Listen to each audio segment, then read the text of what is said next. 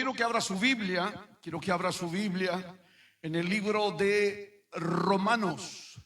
Libro de Romanos, allá hay una palabra de Dios que quiero compartir con usted.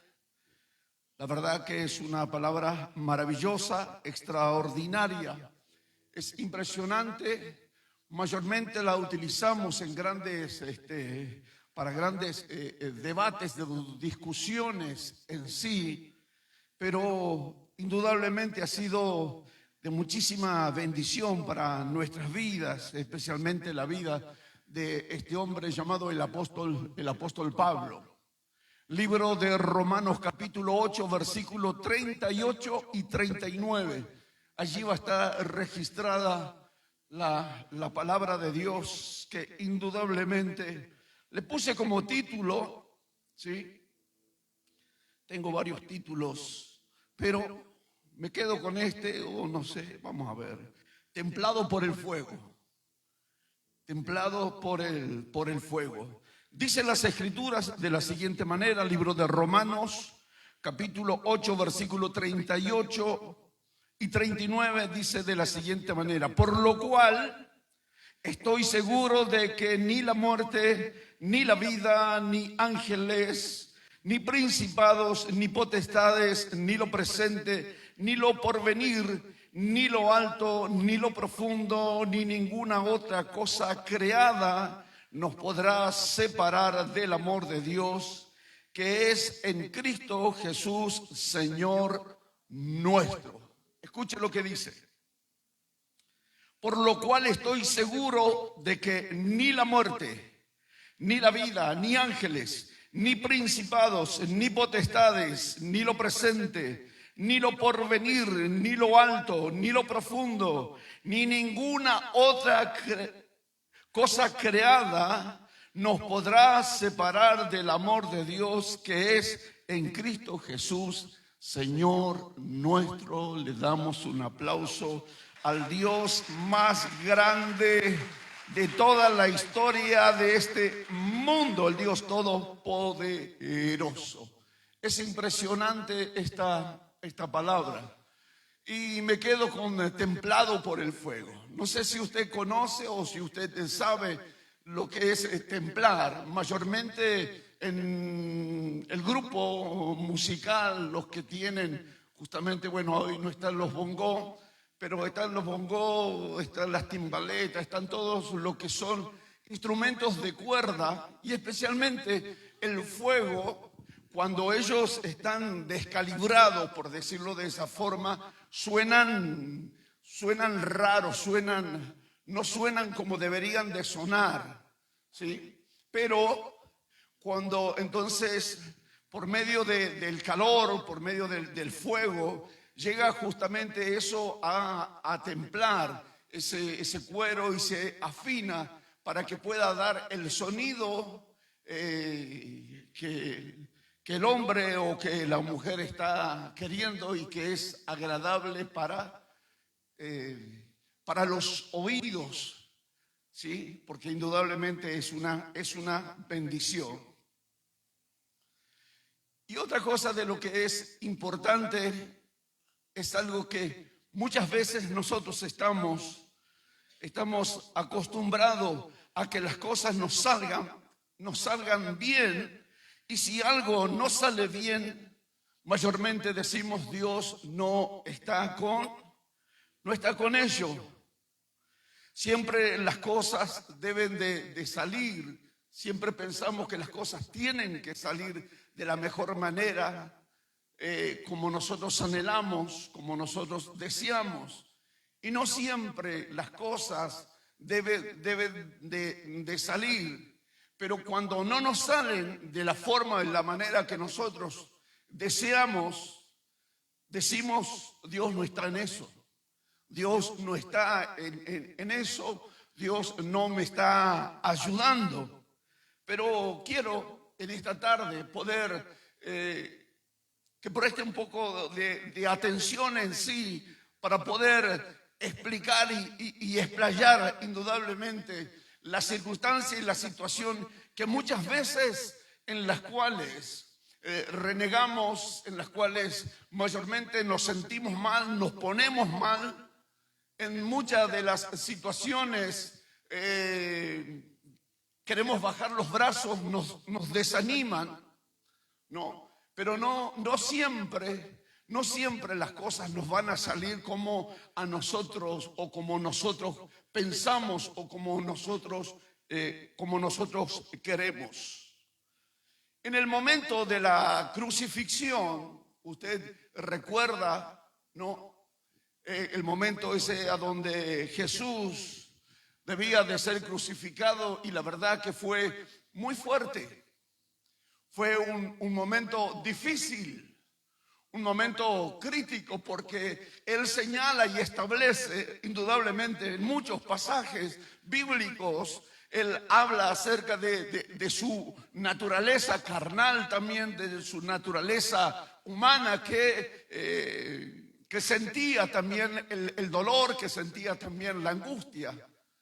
Días antes, previo a la crucifixión, Él empieza ya a sentir en su cuerpo, empieza a sentir en su alma una desesperación. Hay algo que se siente invadido internamente, una angustia.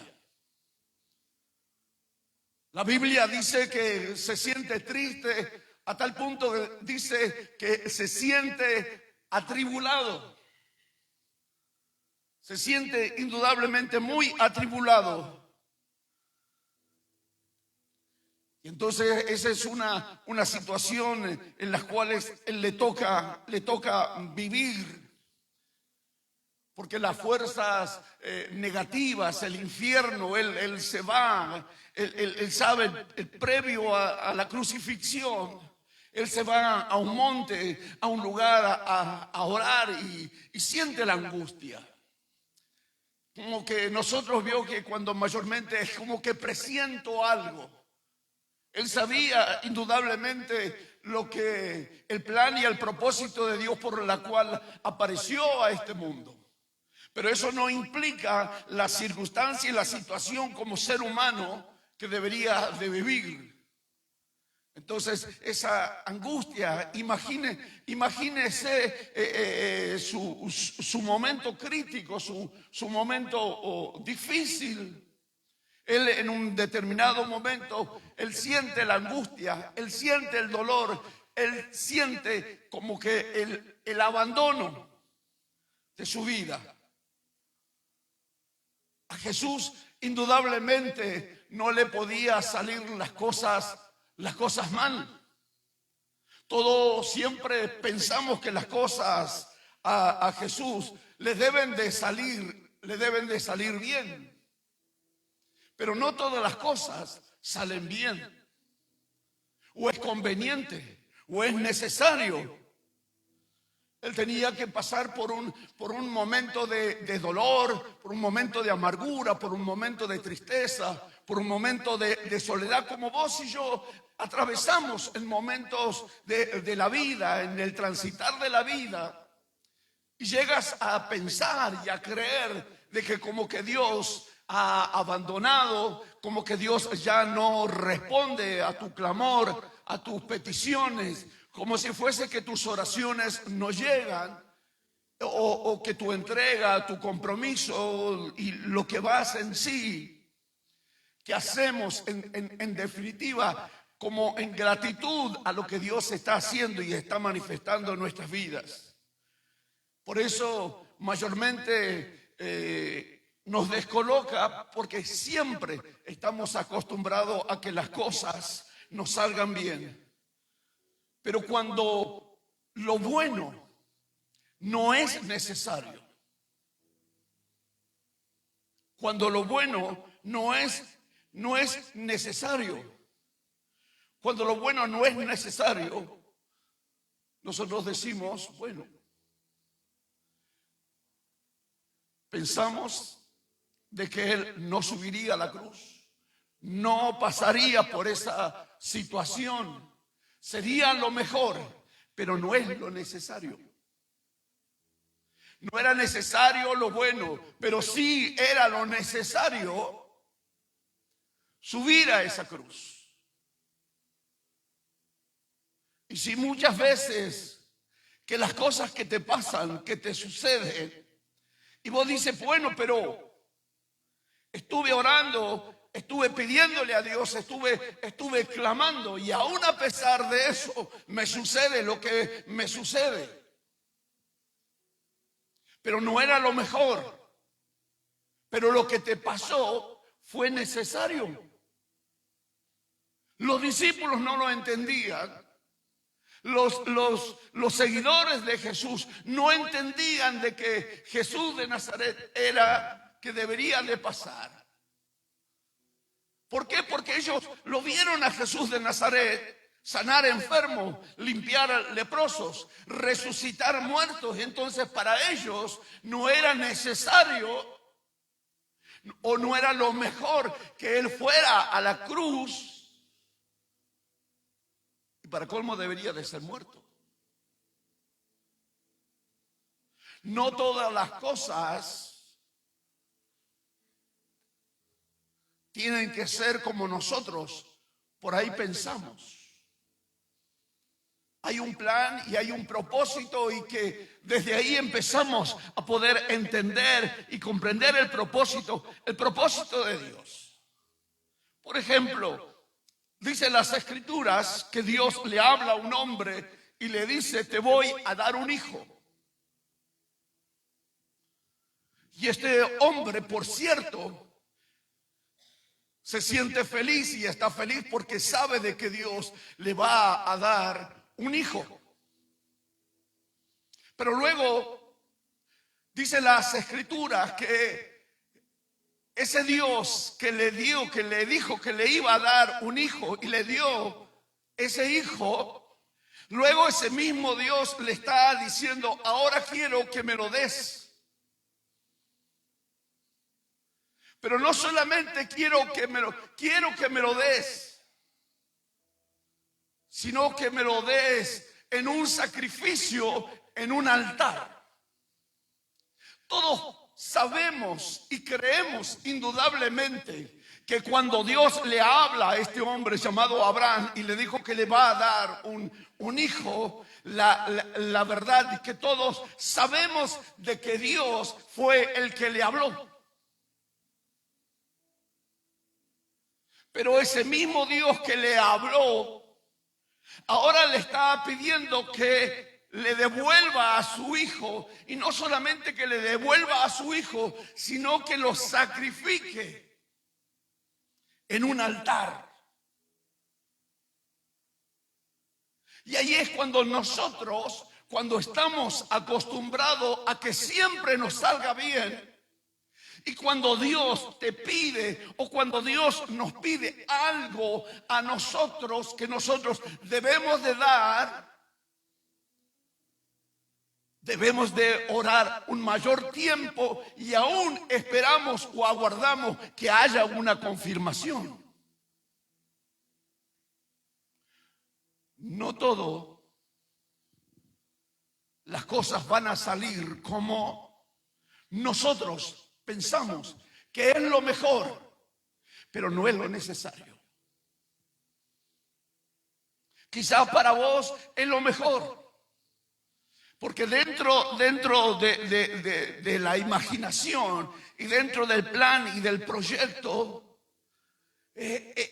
piensas y anhelas que eso ha sido lo mejor.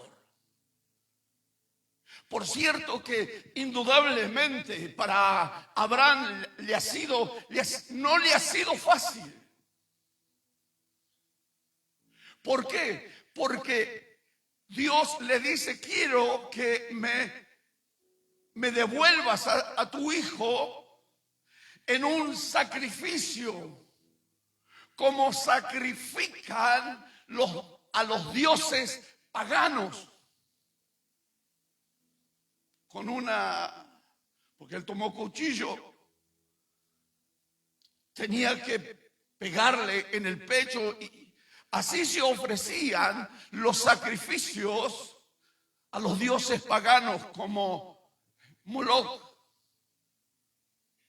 Entonces una doble duda tenía él o incertidumbre había en su mente y había en su corazón, o había motivos y razones de poder dudar. Pero por cierto que debería de discernir para que verdaderamente, si es que aquel Dios que primeramente le ofrece y tú lo recibes sin ningún tiempo de oración, sin nada, lo recibes con los brazos abiertos. Ahora cuando Dios demándate o te demanda algo, sí, debes de ir a la oración y debes de pedir confirmación y debes de tener una sensibilidad espiritual para poder discernir. Nos cuesta porque siempre estamos acostumbrados a que Dios responda.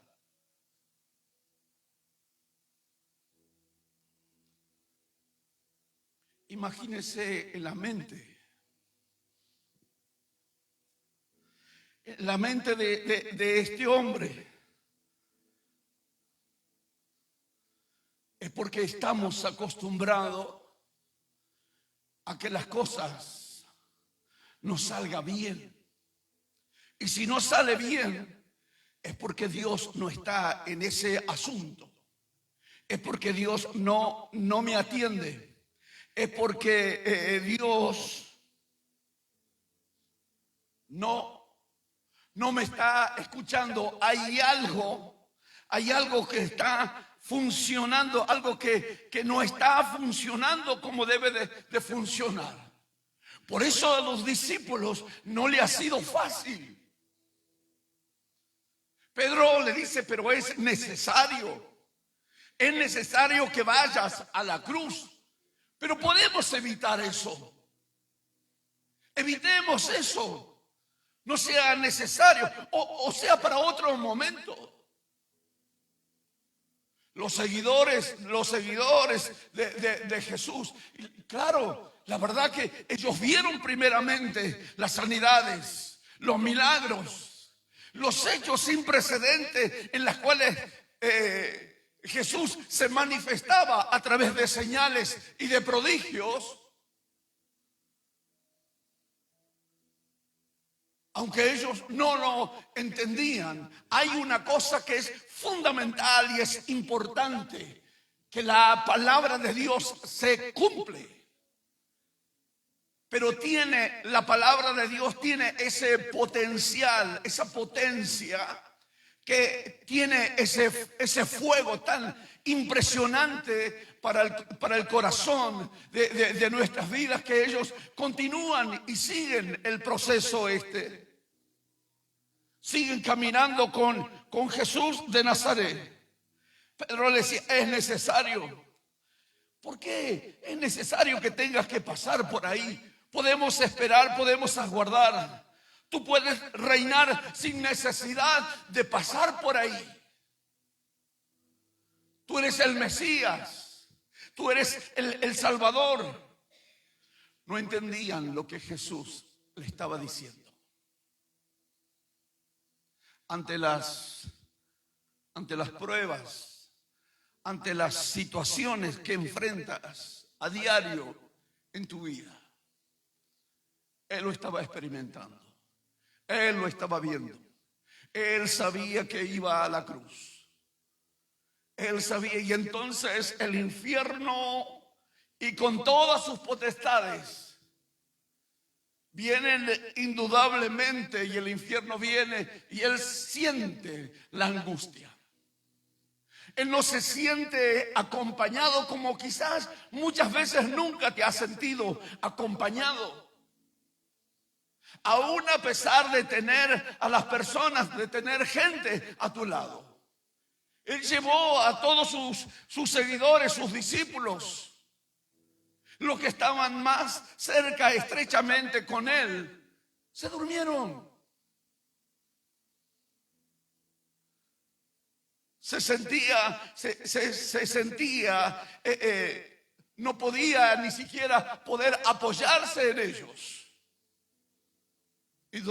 Indudablemente, a veces Los fracasos que mayormente uno es que cuando descansas, cuando pones todas tus fuerzas, cuando pones todos tus pensamientos sobre una persona y piensas y crees de que jamás podrá fallarte.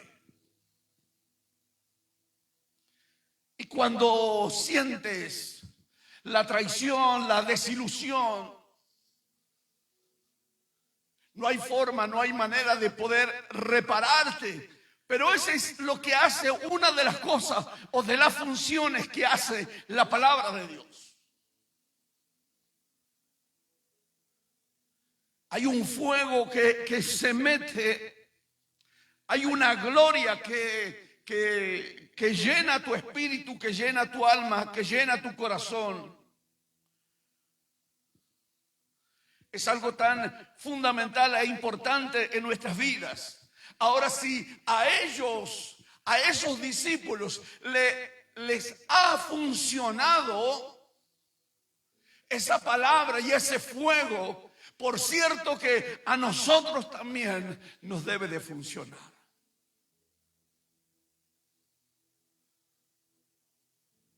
Y el problema de la crucifixión era algo difícil.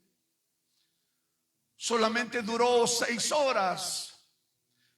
La muerte luego lo bajan, lo llevan a un determinado lugar, colocan la piedra, la sellan, colocan los guardias como tú conoces, como tú sabes. No era fácil. Jesús había muerto y luego resucita, sube al cielo. Y ahí comienza la gran etapa. Ahí comienza la etapa más difícil del Evangelio. Allí, cuando Cristo está muerto, todos sabemos que Él muere, resucita, asciende al cielo, está con el Padre, pero esa espera, esa transición, ese tiempo,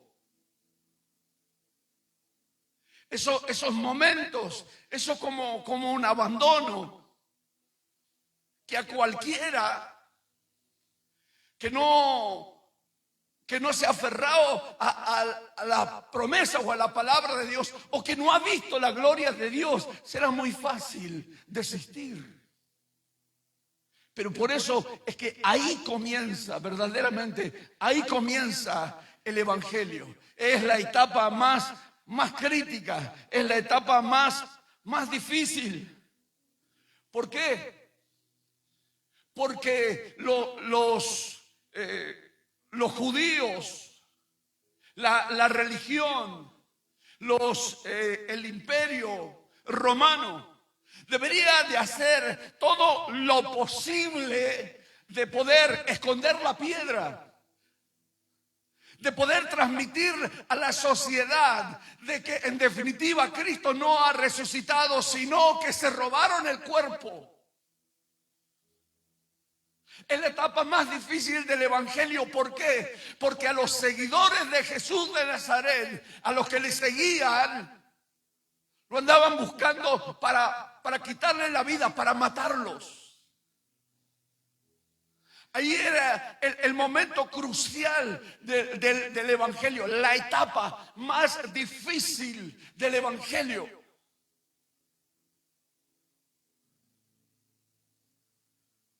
¿Por qué? Porque ellos buscaban la forma, estaban buscando la manera de poder acallar a aquellos que habían visto su gloria, aquellos que habían experimentado el poder de Dios en su alma, en su corazón, en su espíritu. Aquellos que vieron señales. Aquellos que fueron saciados en medio de sus incertidumbres, en medio de sus dificultades, de sus errores, pero ellos aún experimentaron el poder de Dios. Había que esconder las piedras del cuerpo. Había que matar a los testigos, a los seguidores. Pero ellos tenían, escuche, ellos tenían la convicción. Ellos tenían la seguridad. Ellos tenían la certeza que Jesús había resucitado. Ellos lo vieron, pero no solo que lo vieron a Él, sino que vieron su gloria, y ese fuego se metió en sus corazones.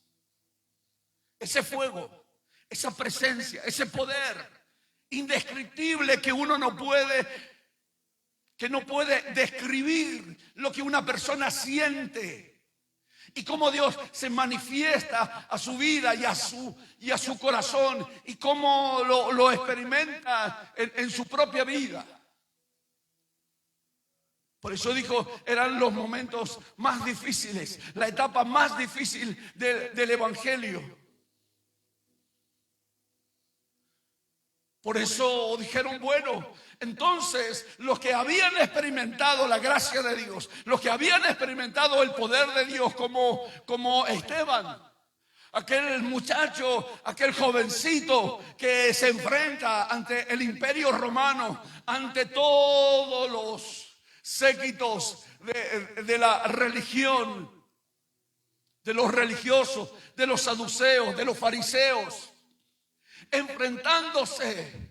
Era momento de no callar, era momento de hablar, era momento de proclamar, era momento de arriesgar sus propias vidas. Tú no vas a arriesgar tu propia vida si tú nunca has visto la gloria de Dios o has experimentado la gloria de Dios en tu vida. Templados por el fuego. Le decía, no, estás como loco, como pará un poco, Esteban, frená. No es así, no es tiempo. Él dijo, no es tiempo de callar.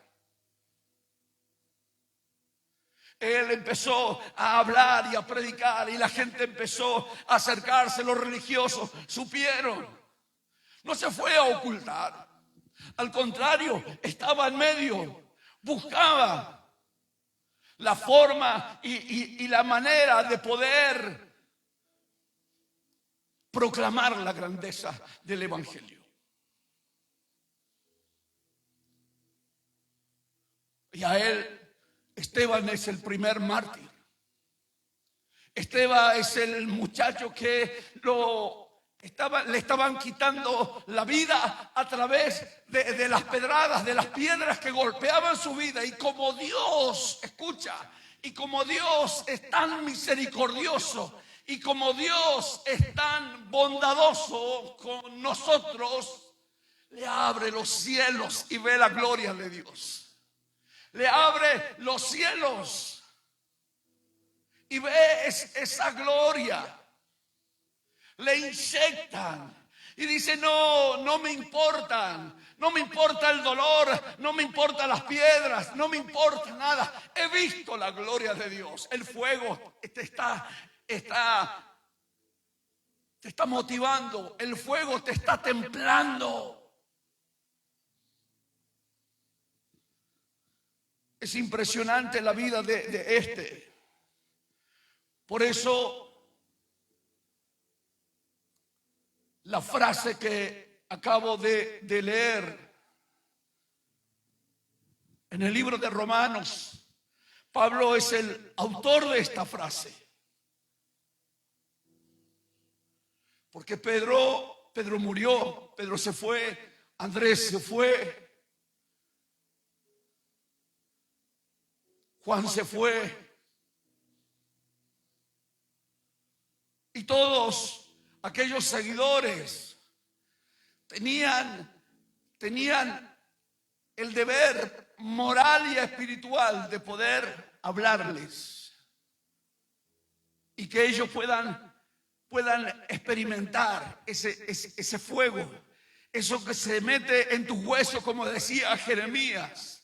Decidí en mi corazón no hablar más de Dios, pero estaba metido en mis huesos. Hay algo que me inquieta, hay algo que me motiva, hay algo que me impulsa, hay algo que me levanta, que me despierta. Hay algo, no sé, no puedo callar.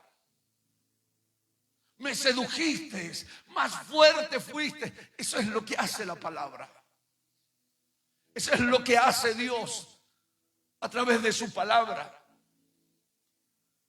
Por eso la frase del apóstol Pablo, él dice: estoy seguro, estoy seguro, estoy convencido. Habla desde el corazón, habla desde la gloria, habla desde el encuentro. Él se notaba. Cuando tú estás con Él, cuando tú estás con Dios, cuando tú hablas con Dios, se nota.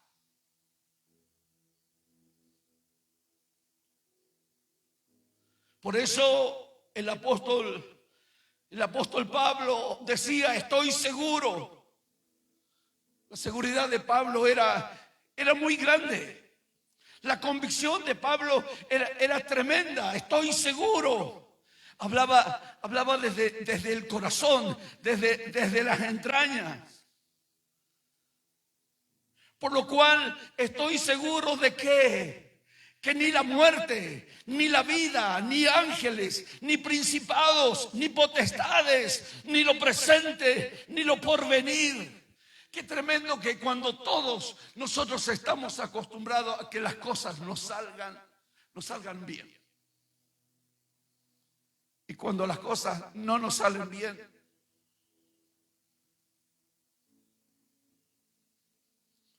algo está pasando.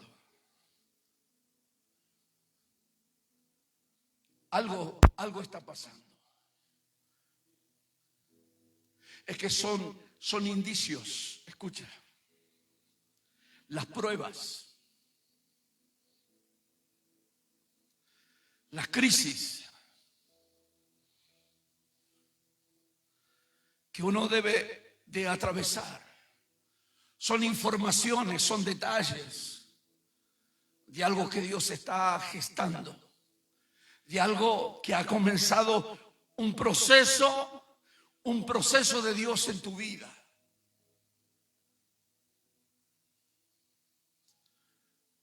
Las pruebas no te descalifican, nunca. Las pruebas nunca te van a descalificar.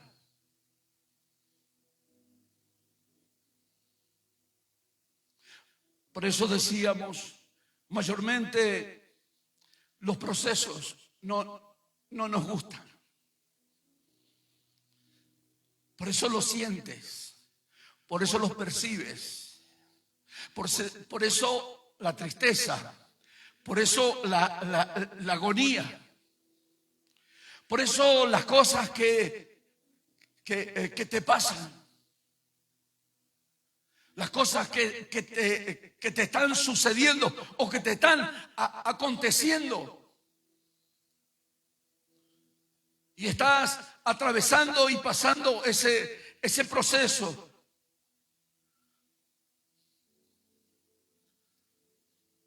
Por eso estoy seguro. Tú sabes la historia de Saulo de Tarso, o que luego después se llama Pablo. Por eso estoy seguro. Estoy seguro, estoy convencido que Dios no es por una temporada. Que Dios no es cuando las cosas me van bien. Dios no es por un momento. O sea, viejo, voy a buscar a Dios. En otro momento, por eso Pedro y sus discípulos sintieron indudablemente en carne propia, porque lo vieron. ¿Cómo puede ser este hombre que hizo tantas cosas bien ahora? tenga que pasar por la cruz, tenga que morir.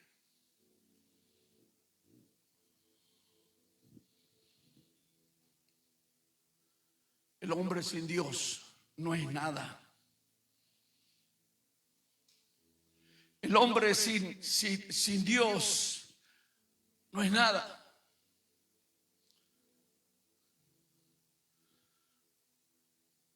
La Biblia habla acerca de la vida de José. Y todos sus hermanos hablaron mal de José. Todo el mundo habló mal de José. Debemos de aprender de las escrituras, debemos de aprender de la palabra, debemos de aprender de esta historia que está escrita, que ha sido real y que le ayudó a la vida de José. Nos gusta la historia, nos gusta la vida de José.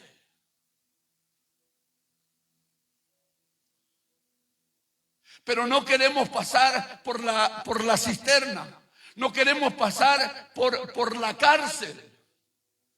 Pero, ¿qué clase de José quiere ser? El de la canción, que ya no me conoces. El hermano José.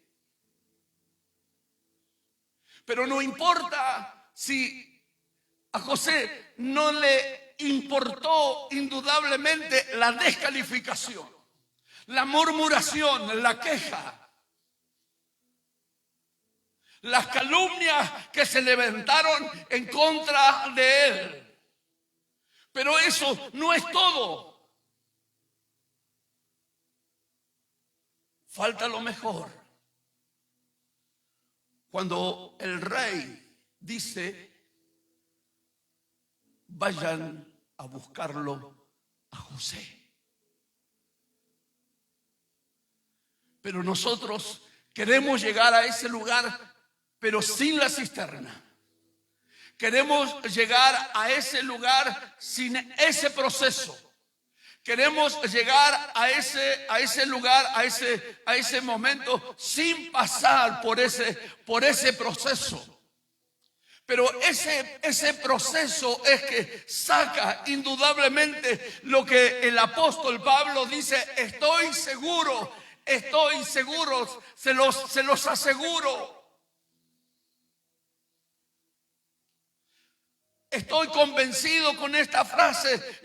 No es una frase que todo el mundo lo puede repetir. Quizás todo el mundo lo pueda repetir, pero que pueda vivir. Está hablando del proceso por la cual él tuvo que atravesar. Y a pesar del proceso que él tuvo que atravesar, le escribe a los romanos y le dice: estoy seguro de que ni la muerte ni la vida, ni los ángeles, ni principados, nadie.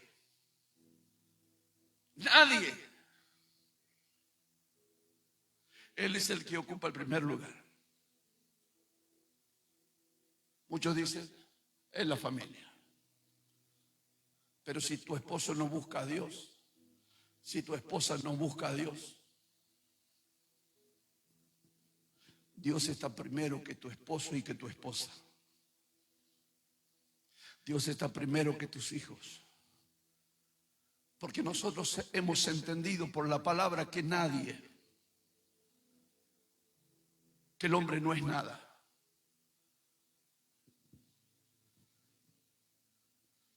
Eres una semilla que Dios ha plantado.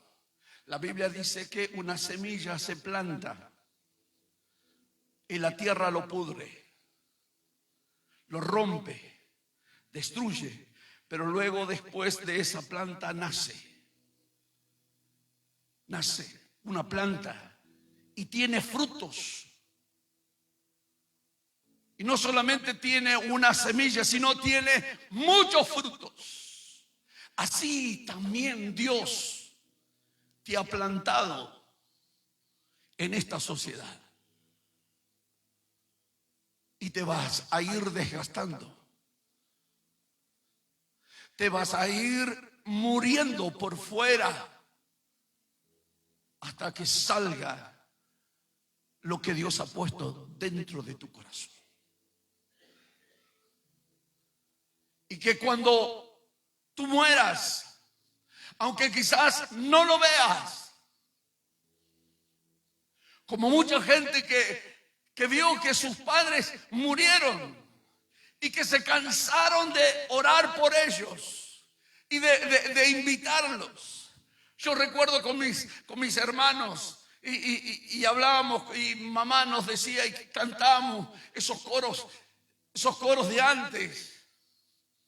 El hombre de Galilea va pasando. Y luego decimos, bueno mami, ahora vamos a cantar unos coritos mundanos. Pero nunca nos vio que sus oraciones, que su compromiso nunca cayeron atrás. ¿Quién iba a pensar? Y pensaba, y el otro día quería comentarle y quería decir, ¿quién va a pensar de tan lejos, de ahí de la frontera entre Chaco, Salta, Santiago del Estero, donde están la mayoría de los aborígenes, porque no le dicen indios, sino se le dicen aborígenes, tengas la dignidad de Dios, que Dios te haya escogido para revelar su gracia y ser ese mensajero. ¿Quién podría imaginar? La imaginación nuestra era solamente guitarrero, cantor, y morir, qué sé yo, por ahí en alguna zanja. Las pruebas no te descalifican. Las pruebas no te descalifican. La muerte no es lo más grande que le pueda suceder al ser humano. Lo más grande no es la muerte que le pueda llegar a suceder a un ser humano. La muerte no es lo más grande, sino lo más grande es no tener a Jesús de Nazaret. Si no, pregúntale a Lázaro. Lázaro muere, pasa por ese proceso. Por eso digo que la prueba, el proceso, la adversidad no te descalifica.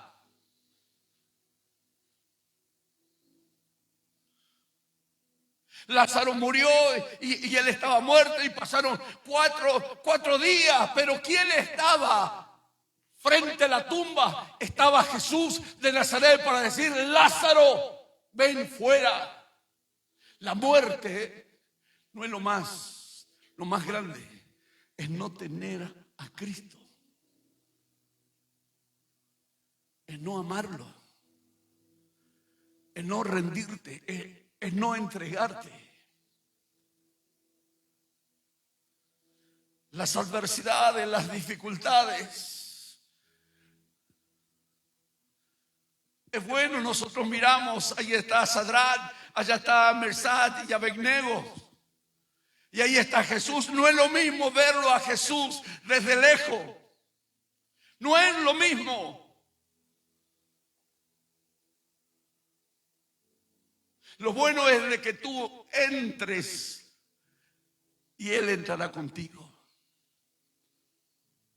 Que venga el proceso, la circunstancia y la situación. No es lo mismo verlo. Todo el mundo, claro, yo lo miro de lejos. Es una historia. Pero Sadrach, Mesach y Abednego estuvieron ahí en ese proceso. Ellos No dijeron, bueno, que Jesús, que Dios entre primero y luego después nosotros entramos.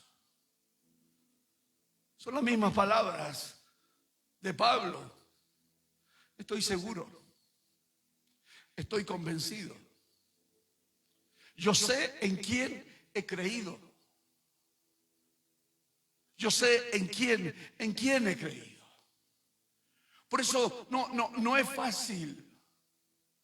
Cuando estamos acostumbrados a que Dios te responda a todo, ¿qué pasaría el día que Dios no te responda? Desistirás, te irás, navegarás por otros lugares, buscarás en otros lugares. Pero en ese lugar a donde vas, en ese lugar también predican del mismo Dios. En ese lugar también hablan del amor de Dios. Las pruebas no nos descalifican, pero puedes sacar lo mejor. Estar seguro, estar convencido. Está Dios, está Dios. Por eso el joven, el muchacho, se paró y empezó a hablar y no me puedo callar. Yo lo he experimentado, yo lo he vivido. Él ha cambiado mi vida, Él ha transformado mi vida. Creemos que Dios, a través de su fuego, de su presencia,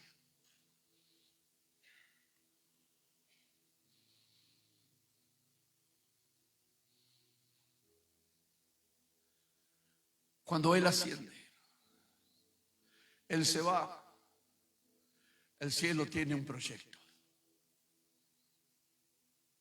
El cielo tiene, indudablemente, es un proyecto.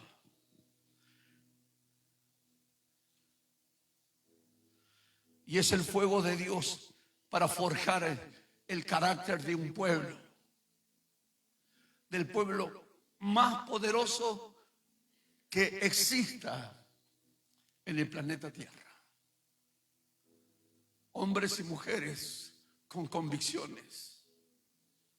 Por eso los seguidores, los discípulos empezaron a buscarlos a cada uno de ellos. Aunque Pedro le falló, Dios decía, lo necesito. Aunque la samaritana falló, lo necesito. Dios está buscando gente común y corriente, mujeres sencillas, amas de casa, vendedoras, hombres, pescadores, gente de común, gente común. Aunque han fallado, pero hay que forjar el fuego de Dios y forja el carácter de su vida. Que ellos puedan experimentar lo que nosotros hemos experimentado. Ese es el mensaje del apóstol Pablo. Ya los otros no están. Ya partieron, ya murieron.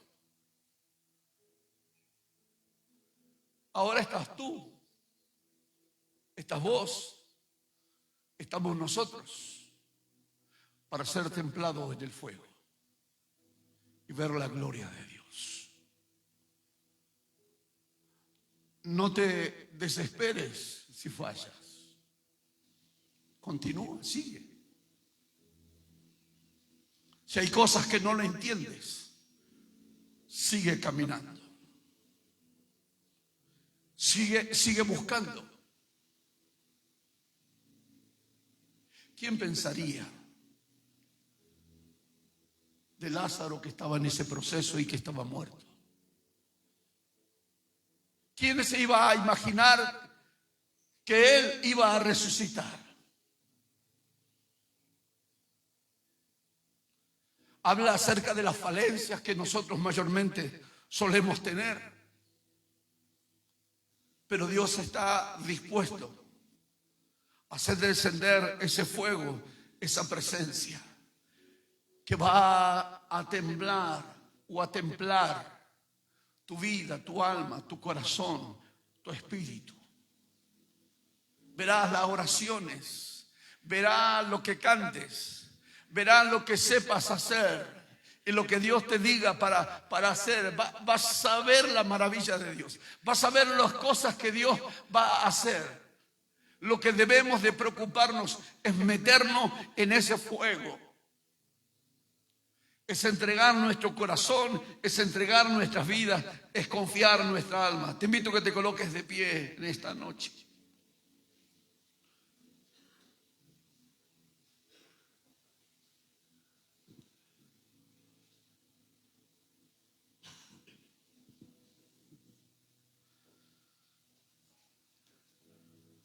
No ha sido fácil.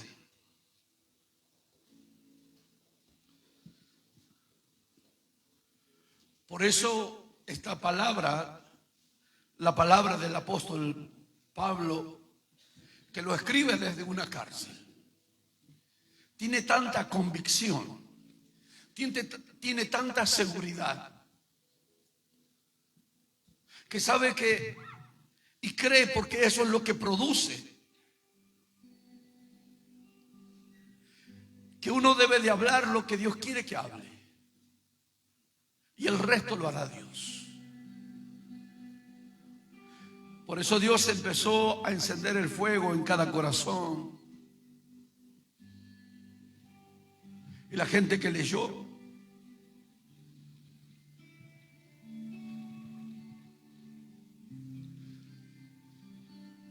desde aquel tiempo de la gran persecución, de la etapa inicial de la iglesia, hasta el día de hoy no ha cesado esa persecución, esas muertes, porque todavía el fuego de Dios está en sus corazones y ellos quieren manifestar diciendo: no podemos callar, no podemos quedarnos callados de lo que hemos visto y lo que hemos creído.